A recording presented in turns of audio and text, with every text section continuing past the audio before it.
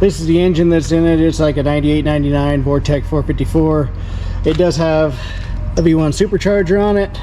I don't think we're going to run this right now. I think we're going to get this thing fired up and get it running and driving, and then we'll deal with putting the supercharger on it later.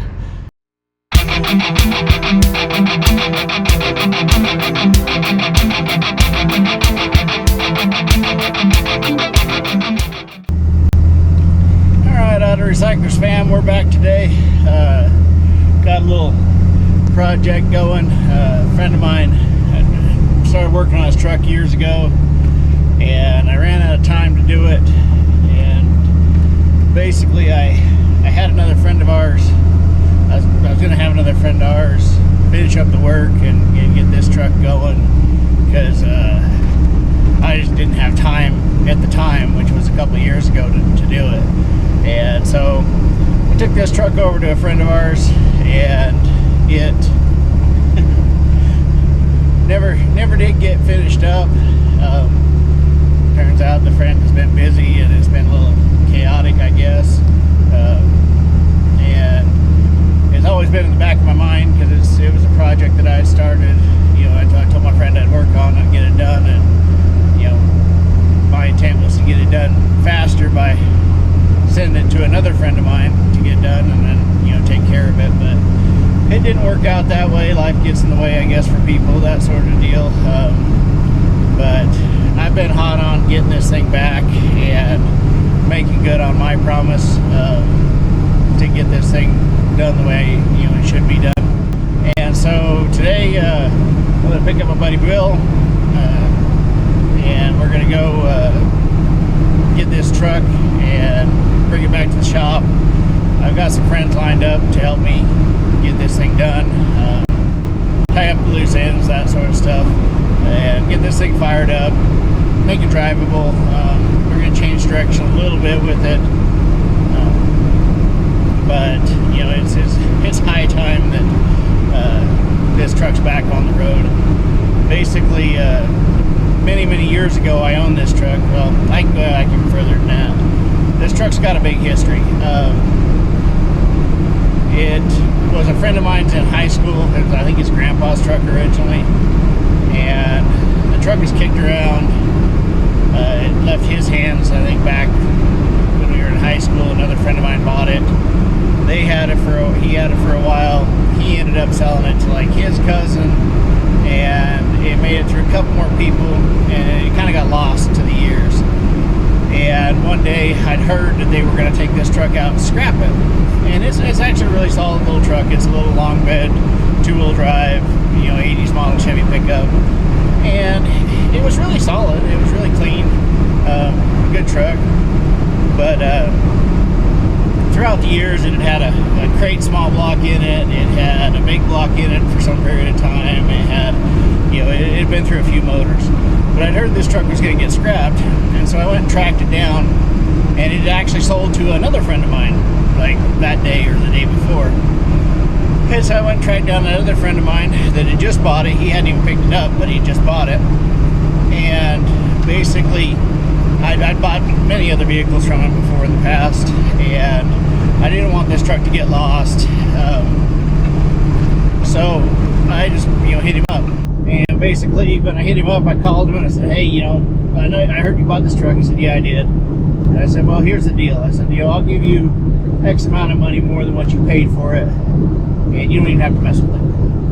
You know, either bring it down to the shop, or I'll go pick it up, or whatever needs to be done. But I want to get this truck locked down, and that way it doesn't get lost to time, basically. And he's like, I kind of want to play with it and some of this stuff. And I said, well, you know, we know how it always works. You know, he plays with it for a while, I end up buying it, because that's how it's worked in the past. So what had happened, and that's exactly what happened, is I'm like, let's just cut out the middleman. You sell it to me, you make a profit right now, and I'll deal with it. So I had it for a while, and basically I started putting together parts for it. It had a small block in it that was just beat all, like it wasn't runnable.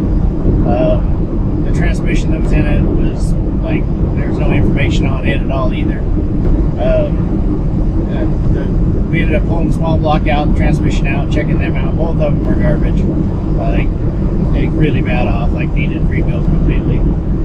And so I decided I want to do something different with it. And so I had a truck with a Vortec 454 that had been rolled. And I figured that'd be a good combination to put in there. So I had the Vortec 454, had a bunch of interior parts for it, had basically everything to put it together, plus some. And it just sat for a while. And another friend of mine, that's a really good friend of mine, he said he'd always liked the truck, wanted to buy it. And so I said, well, the one thing is I got to offer it back to the guy that originally had it when we were in high school. And so this was many years ago. This was, I don't know, probably close to 10 years ago, something like that. And I hit up my friend that had it when we were in high school. It was his grandpa's truck. Told him, say, hey, you want to buy this thing, before I sell it to somebody else? I figured I'd offer it to you first. He says, no, I don't do Chevys no more, and I don't do build these cars no more, or whatever.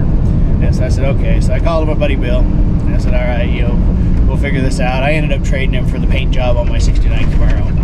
And part of the agreement was I'd do the electrical and the wiring when it was time, when Bill had got that far. So fast forward to a little while later, Bill had got the 454 Vortec motor mounted in there, got all that stuff sorted out, got a turbo 375 built for it, because we already had a turbo 350 drive shaft. So a 375 is like a kind of a hybrid between a turbo 400 and a turbo 350, and so it bolted right in. So he got all that put together, got it in the truck. I didn't needed the wiring done, so he ordered up a Howell EFI harness for it and a few things. We brought it out to the yard, but that was when we were first getting going, and we had a lot of stuff going. But it sat in the shop, and we basically, I think it was there for probably a year, maybe more. Basically, we went through, put the harness in, and in my spare time, is we were trying to get the business off the ground.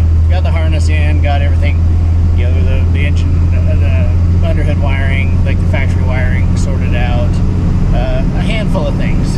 And the problem was basically I didn't get to work on it every day. I didn't get to work on it all day. I'd work on it for an hour here or there, kind of thing. And so I'd have to keep getting caught back up with where I was, which takes a half hour or more, or even longer. And then I get to work on it for an hour maybe. And so it was just really inefficient on how I was working. A friend of mine does this stuff.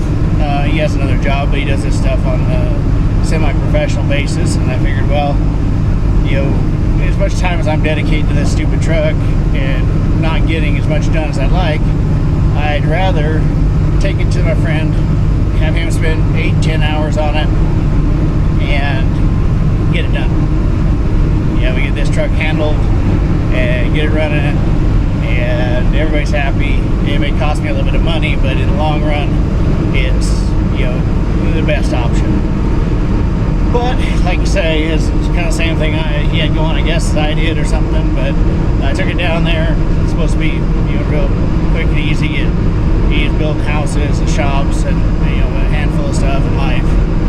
And so he got pushed to the back burner a bunch. It's been there, I think, 2.5 years at this point or something. So we're gonna go get some fuel and then go gather up Bill, and then we're gonna run over there to this guy's house and pick the truck up, bring it back to the shop.